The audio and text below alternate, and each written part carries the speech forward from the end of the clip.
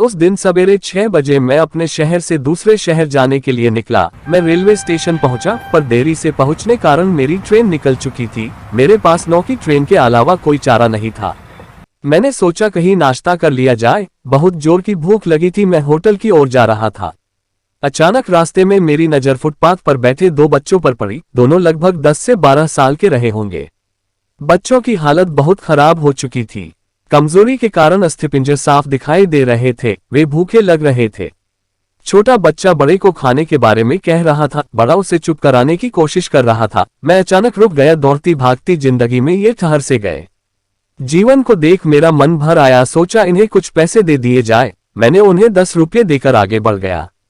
तुरंत मेरे मन में एक विचार आया, कितना कंजूस हूं मैं। 10 रुपये से क्या मिलेगा, चाय तक ढंग से न मिलेगी। स्वयं पर शर्माई, फिर वापस लौटा।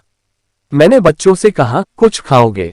बच्चे थोड़े असमंजस में पड़े। मैंने कहा, बेटा मैं नाश्ता करने जा रहा हूं, तुम भी कर लो। वे दोनों भूख के कारण तैयार हो गए। उनके कपड़े गंदे होने से होटल वाले ने डांट दिया और भगाने लगा। मैंने कहा, भाई साहब उन्हें जो खाना है वो उन्हें दो, पैसे मैं दूंगा। होटल वाले ने आश्चर्य से मेरी ओर देखा। उसकी आंखों में उसके बर्ताव के लिए शर्म साफ दिखाई दी। बच्चों ने नाश्ता, मिठाई व लस्सी मांगी। सेल्फ सर्विस के कारण मैंने नाश्ता बच्चों को लेकर दिया। बच्चे जब खाने लगे, उनके चेहरे की खुशी कुछ निराली ही थी। मैंने बच्चों को कहा, बेटा अब जो मैंने तुम्हें पैसे दिए हैं उसमें 1 रूपये का शैम्पू लेकर हैंडपंप के पास नहा लेना और फिर दोपहर शाम का खाना पास के मंदिर में चलने वाले लंगर में खा लेना।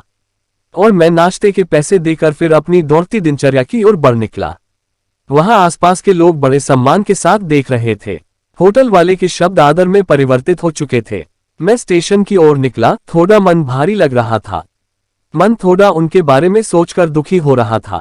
रास्ते में मंदिर आया। मैंने मंदिर की ओर देखा और कहा, हे भगवान, आप कहाँ हो? इन बच्चों की ये हालत, ये भूख, आप कैसे चुप बैठ सकते हैं? दूसरे ही क्षण मेरे मन में विचार आया, पुत्र अभी तक जो उन्हें नाश्ता दे रहा था वो कौन था? क्या तुम्हें लगता है तुमने वह सब अपनी सोच से किया? मैं स्तब्ध हो गया। मेरे सारे प्रश्न समाप्त हो गए। ऐसा लगा जैसे मैंने ईश्वर से बात की हो।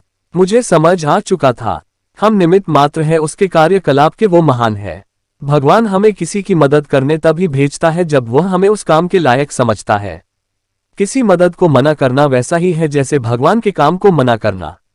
अतः आपको कोई भूखा या लाचार मिले या आपसे कुछ खाने के लिए मांगे तो आप अपनी सामर्थ्य अनुसार मदद जरूर करें, क्योंकि स्वयं भगवान ने आपको इस काम के लिए चुना है।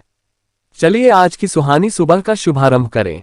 कुछ इसी संकल्प के साथ कि भिक्षावृत्ति को हम बढ़ावा ना दें, लेकिन अशक्त, लाचार और भूखे की मदद हम जरूर करें। ईश्वर से प्रार्थना हमें सद्बुद्धि प्रदान करे और इस लायक बनाए। हम बदलेंगे, युग बदलेगा। हम सुधरेंगे, युग सुधरेगा। पहले अपना आप सुधारे। आओ यारो, मिलजुल कर हम मानवता का रूप निखारे।